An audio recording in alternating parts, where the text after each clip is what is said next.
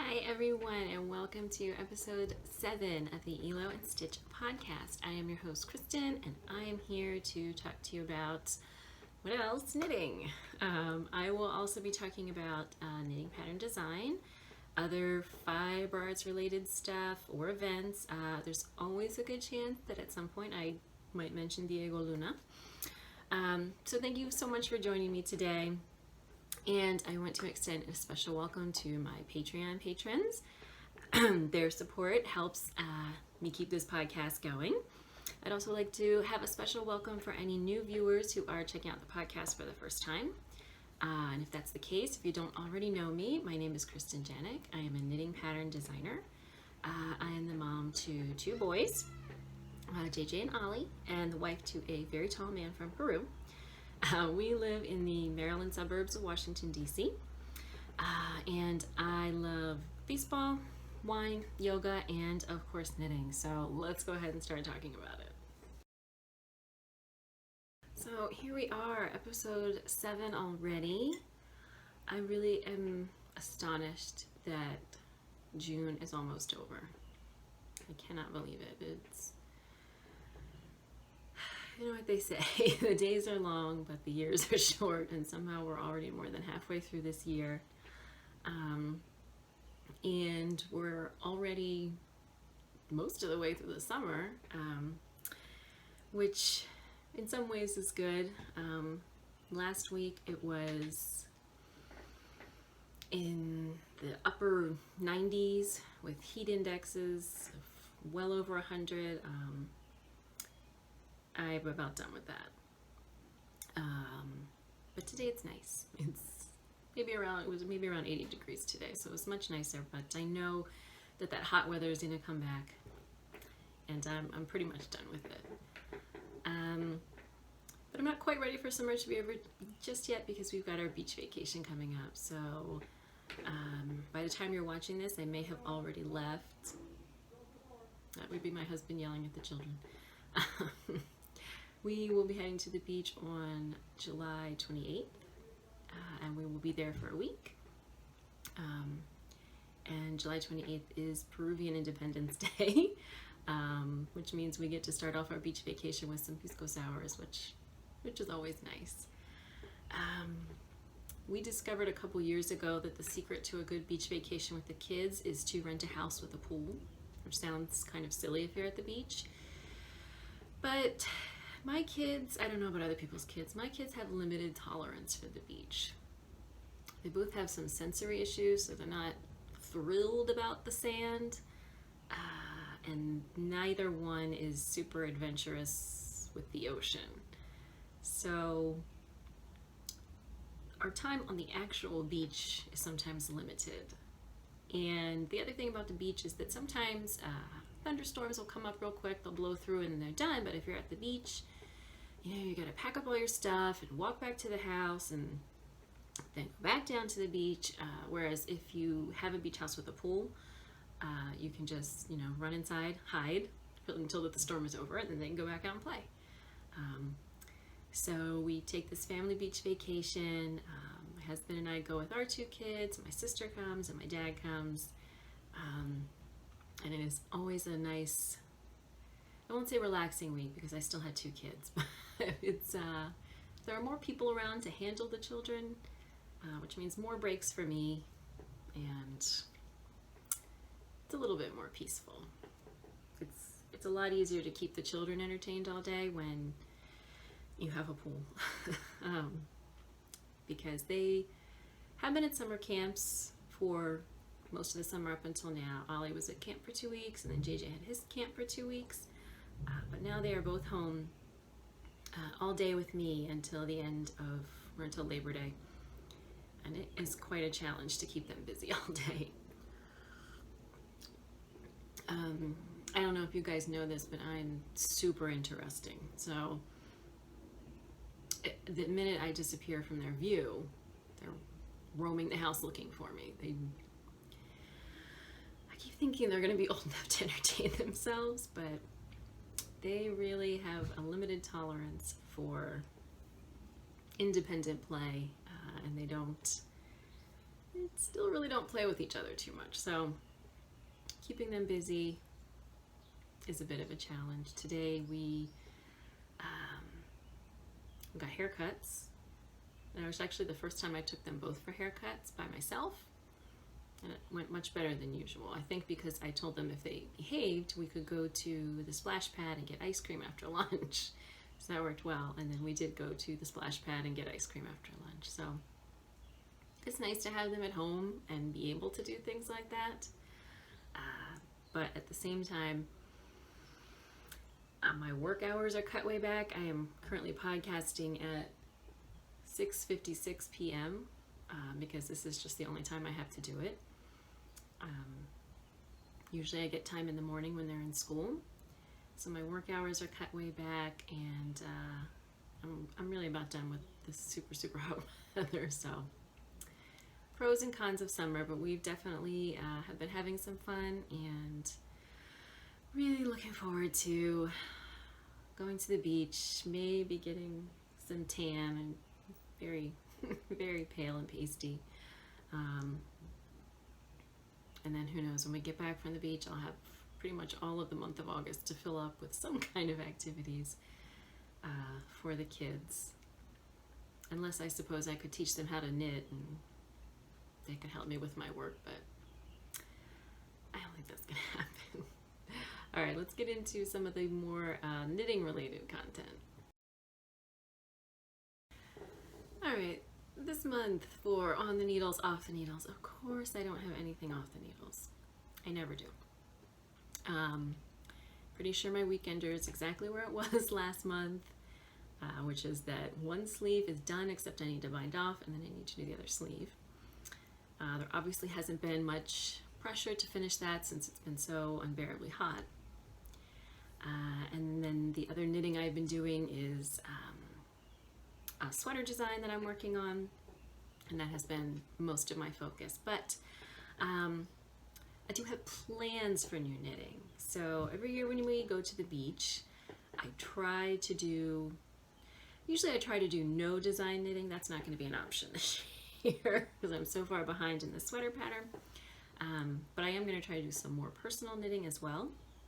So every year I pick a personal project and I try to make it something small that I might actually finish while we're at the beach, because it is about a 6-hour drive each way. So last year I knit this. I didn't finish this at the beach last year, but I did get a good start on it, and then finished it shortly thereafter. So this is called the Summer Sun Top. Now it's kind of hard to see, I'm not being on something. Alright, so the top has this sort of V-neck, and then the bottom has a downward point, and the back, like that, all ribbing, and then it's like a halter top. So that was my last year beach project, and it is in this beautiful skein of Duck Duck Wool Silky Singleton, and this is her colorway that's called Your Mom Wore Docs First. That's Ollie. So that was last year's project. So this year I am going to do the Ripple Bralette. I don't know if you've seen this. Let's see if we can get. So that's what it looks like. This is a pattern from a relatively new designer named, well, let's see, it says Jessie Mae Martinson, so presumably that's her name, but I recognize her from Instagram, where her username is Jessie Mae with, I believe, 3 S's. So she is a very size-inclusive designer. So this pattern goes from an extra small all the way up to a 5X. And she's, like I said, relatively new. I think she maybe has 5 or 6 patterns available. But her stuff has caught on really quickly. So the Ripple Bralette, you can see, is actually, there's another photo of another one on the back, is a little bit like the Summer Sun top that I did last year, but much smaller. It does have an option for crisscross straps in the back, which I think I will do. I just think it'll be really cute for the fall, kind of peeking out from under tops. So since I'm thinking about using it for the fall, I think this is the yarn I'm going to use. I'm 95% sure, let's say. So this is a skein of Western Sky Knits. One of the reasons I picked this is because it's merino cashmere nylon, so I think, you know, for a bralette that's worn so close to the skin, the cashmere is going to be nice. And then, of course, the colorway has all these sort of fallish reds and browns and yellows and oranges in it. And the colorway is actually called Monarch. So I think this is going to be my beach project this year. Now for my size, it calls for, let's say, 200 to 265 yards of yarn, so I'm only going to use about half of this-ish. Well, this is a heavier fingering, so maybe more like I'll use 2/3 of this, depending on how close that measurement is. So while I'm using a brand new skein, this might actually be a good project for leftovers. I have a feeling I'm going to probably knit more than one, but we'll start with one and see how it goes. So I'm excited to have that planned for the beach. I do, however, have so much work to do on this sweater that I'm designing that I don't know actually how much personal knitting time I'm going to get, but hopefully a little bit. We'll see how it works out. And that's all I have for almost on the needles, off the needles this month. So for events, I want to tell you guys about my upcoming sweater along. This is something I had originally devised as the sort of finishing touch to my summer e-course, Sweater Siren, which this week is the final week of the actual e-course. And so I had planned to do a sweater along for all of my students to have a chance to get some additional support for finishing up a sweater for fall. But then I decided, why not have this be open to everybody? So it's open to everybody. And so the idea of the sweater along is that we all work together to finish a sweater for autumn. I know it seems maybe a little early to start sweaters, but these airplanes.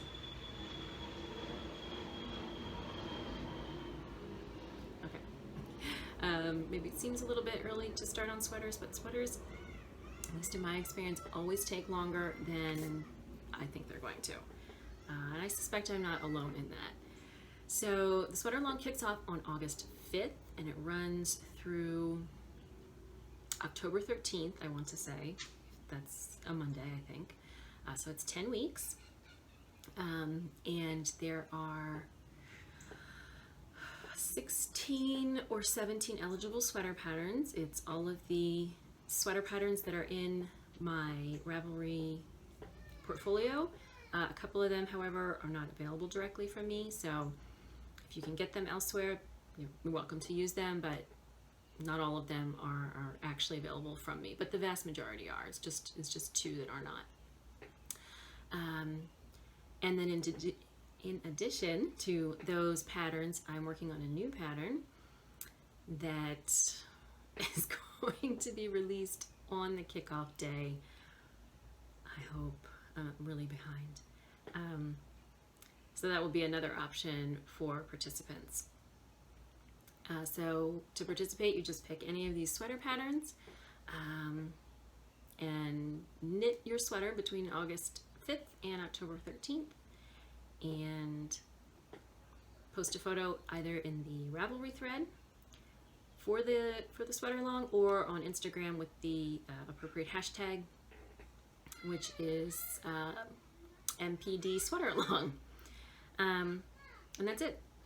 I am going to have some bonus challenges along the way, just to keep everybody motivated, keep everybody moving on their sweaters, but they're of course totally optional.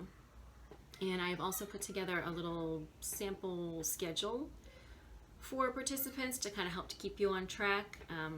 But, again, that's totally optional. Everybody's welcome to work at their own pace. The only real criteria are that you pick one of these eligible patterns and you knit it between August 5th and October 13th. So all of the eligible patterns, except for, like I said, the 2 that are not actually available directly from me, are on sale through the end of July. So you can hop over to Ravelry.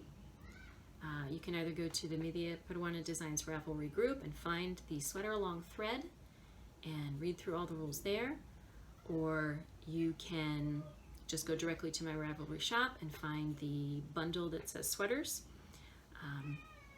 All of those patterns are 30% off through the end of July with code SAL2019. So you can grab your sweater pattern. You've got about a week and a half until the sweater along starts,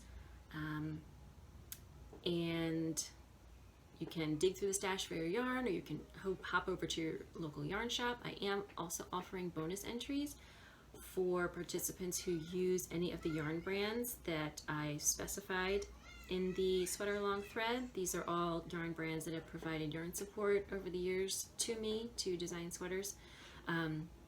So you don't have to match the yarn brand to the sweater pattern. If you use any of the listed brands for any of the sweater patterns, that's fine. You'll get your bonus entries. Just as a sort of extra thank you to them for providing yarn support. I want to give them a little bit of a shout out and give you guys a little bit of an incentive to use their beautiful, beautiful yarns. So I hope you will join us for the sweater along. Like I said, you can find all of the details about the sweater along in the sweater along thread in my Ravelry group, and I will be sure to link that in the show notes as well. And if you are not frequently on Ravelry, I know people use it for different things and not everybody is on the forums or whatever. If the forums aren't really your thing, you can also participate by posting photos on Instagram, as long as you make sure you use the hashtag for the sweater along. So again, I will link to all the details in the show notes, and I hope you will join us. We have a couple of news and notes, updates, kind of things for you guys this week. I will start with the easy one, which is thank you to everybody who participated in my June fundraiser for Raíces, Texas. We were able to raise $75, which, I know I've seen some designers out there raising lots and lots of money, but they're much bigger fish than I am. So I'm very happy having been able to raise $75 and send that over to Raíces, Texas. I know that they are continuing to do good work. The Trump administration is now denying legal services to migrant children that are or have been detained. They're supposed to do that. And I certainly can't speak to the quality of the legal services that they once provided, but they are now starting to deny any kind of legal service and expecting these children to navigate the asylum system somehow on their own, which is absurd. And so Raíces is continuing to offer legal services as much as they can to detained migrant children who are seeking asylum in the U.S. So thank you so much for helping me raise some money, and I suspect we'll be doing some more fundraisers before the year is out, so I will certainly keep you guys posted. And then I guess the other major thing that has happened since the last podcast was all of this fallout from Ravelry's decision to ban any pro-Trump administration discussions on the Ravelry forum. I obviously completely support Ravelry. That is, Ravelry doesn't belong to us. It belongs to Casey and Jess and some of the other people that work there. This is their business. They decided this was the best way to address some of the problems that we were seeing on the Ravelry forums. It is their business, and I absolutely support their decision. There's obviously been a lot of fallout from this. but I don't think that asking people to keep their support of Trump to themselves on the forum is inappropriate. Donald Trump is a racist. He's xenophobic. He supports white supremacy, whether or not he is a white supremacist. As I understand, some people don't agree with that assessment.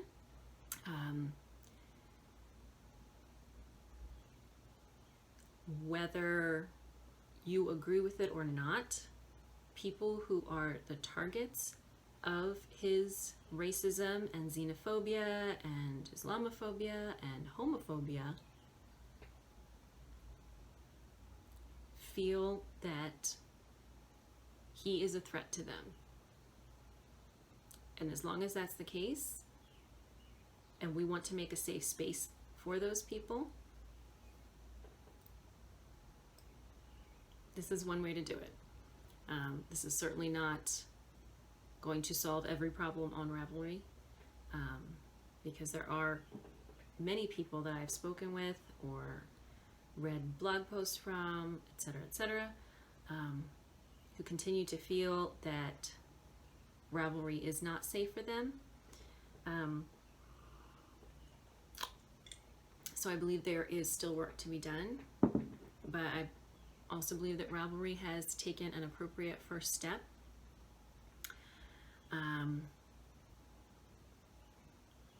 You are entitled to disagree, of course, but it is important for me to always be upfront about who I am. So you know that if we disagree and you can no longer watch the podcast, buy patterns, whatever, you have that information up front to make the decision on your own. My biggest concern is that following all of the initial upset over Ravelry's decision, somebody, and it is not clear who, started compiling a list of fiber arts businesses and using that list to indicate whether those businesses or the owners of those businesses were part of any minority groups, what their political affiliation was, what their stance was on Ravelry's decision, different causes they support. And regardless of who started it, that's inappropriate. Because even if somebody started it with the intention of creating a list of, let's say, anti-Trump businesses for some people to support, it has not been being used that way. It has been used to target people with harassment and bullying and bigotry, which may have been the original intention. As I said, I don't know who originally created it. Everybody wants to claim that the other side created it. I really don't care at this point because, like I said, even if it were well-intentioned, it's not being used the way it was intended, and that's really disturbing. We don't need to be making lists of anybody. If you feel you need to know where to spend your money, do your own work and figure it out. So that has been my primary concern with the situation. Fortunately, I think things have settled down a little bit in that the people who were most irate over Ravelry have largely removed themselves from the discussion. And if they have not, then I think most of us who support Ravelry and support creating safe and inclusive spaces for marginalized groups have done the work ourselves to weed them out of our Instagram feeds and Twitter feeds and Facebook groups. But that is only from my perspective, because I have not been the target of any of those people. But I know people have, and they are still facing a serious challenge. So just as an update on that situation, I support Ravelry. I don't support Donald Trump. He's a racist, and he's frankly just a bad human being, let alone a bad president. We need to all work to support members of the fiber arts community who are members of marginalized groups, who are being targeted and harassed. And I think it's important that we all go ahead and make our opinions known. I know there are a lot of people that want to keep politics out of knitting, but everything is politics, and the ability to ignore politics is a privilege that so many people don't have. So lose some pattern sales, lose some yarn sales. Oh well, I think it's more important to be clear about who we are so that we can build better spaces for all the members of the fiber arts community. So that's where I stand on that. Do with that as you will. All right, I'm starting to lose the light a little bit. As I said, I had to podcast very late. Not very late, but later than I usually would, because the kids are not in school. But I do have a couple more things I want to talk about. So this month for pattern drop, I did have a new pattern drop on July 1st. And I don't have it because I have sent the sample off to the dyer, Forbidden Fiber Company, but I will go ahead and just pop a picture in here.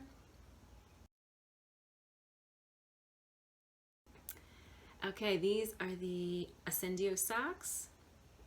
This is a pattern that I designed for Forbidden Fiber Company's Harry Potter celebration. July 31st is Harry Potter's birthday. July 31st, 1980, so he's actually a couple months older than me. And so a whole bunch of patterns came out using Forbidden Fiber Company's various Hogwarts and Harry Potter themed colorways this month. And they are going to kick off a Harry Potter knit along starting on Harry Potter's birthday. And you'll be able to pick, I guess, any of those patterns. I want to say there were 5 or 6 maybe new patterns. I know there was a shawl, socks, a hat, a cowl, and there were a couple of other ones. And of course, Leanne also has kits for all of those new Harry Potter themed designs that you can grab from her before the knit along starts on July 31st. So definitely check that out. If you're interested in the Ascendio socks, they use 2 skeins of yarn. So the sample is done in House of Gryffindor and Gemino. So you could do them in any of the house colors. She has kits available. I'm not sure if she has a lot of colorways other than the house colors, and I'm sure some of them would work lovely as well. But specifically, I know she has kits for the house colors. And they are knit from the toe up. They use slip stitches, and the pattern includes 5 sizes, 5 adult sizes. So you can grab that in my Ravelry shop for $6. But I believe there is still a coupon code active until the end of the month to get the pattern for $4.50, and the coupon code is Happy B-Day Harry, all caps. So you can snag a little deal on that if you want to participate in the knit along that's coming up. Also, if you hop over to the Ravelry pattern page, my test knitters were able to do socks in Ravenclaw, Slytherin, and Hufflepuff colorways, so you can see all of those as well. So Ascendio Socks, new pattern this month. Harry Potter birthday celebration knit along is kicking off on July 31st, and I will link to all of that stuff in the show notes. Adelante, this is where I talk about upcoming designs that you should be seeing in the relatively near future. So what I am working on right now, which needs to be done in time for the sweater along and is nowhere near to being done, is the Diego cardigan. This is, you can see all these wonderful, wonderful cables. This is the back.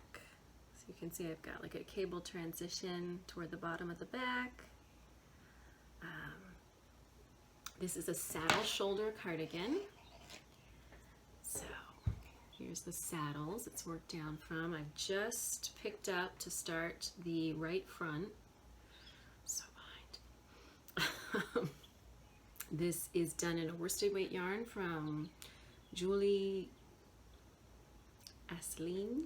Not really sure how to pronounce it. This is Nurtured, which is it's 100% wool yarn. I know it's a mix of a couple of breeds, and she does specify which ones they are. I want to say at least one of them is Rambouillet. I'm not 100% sure. But I will definitely link to that in the show notes. So this is a saddle shoulder cardigan. You start by knitting the 2 saddles, then you're going to knit the back, and then you will knit each front, then seam them, seam the fronts to the back, and then pick up around the armholes for sleeves, which are going to be top-down, contiguous, set-in style sleeves. So I'm really excited about this design. I have definitely had to rip out a number of times. I've already ripped this front out at least 4 times. Not figure it out. But so I've been working really hard on it, ripping back and trying to get it perfected. It is all over cables on the back. The front will be cabled yoke and then stockinette down to the hem, and then the sleeves will be stockinette with this cable running all the way down the front of the arm. So as I said, I still have a lot of work to do on this, but this is going to be the next design that I publish, and hopefully it's going to be August 5th, but that might take a miracle, so we shall see. But that is what I've been mostly working on. And then the other upcoming project I just wanted to mention quickly is the Fall Knot Mystery Knit Along. So I've been doing this for, I think this will be the 4th year. The Knot Mystery Knit Along is a project that you will have an idea of what it looks like because I will have a finished sample, but throughout the pattern you will have different choices to make about your project. So in the past I've done a hat where it had a couple different options for the brim and a couple different options for the cables and some different crown shapings, things like that.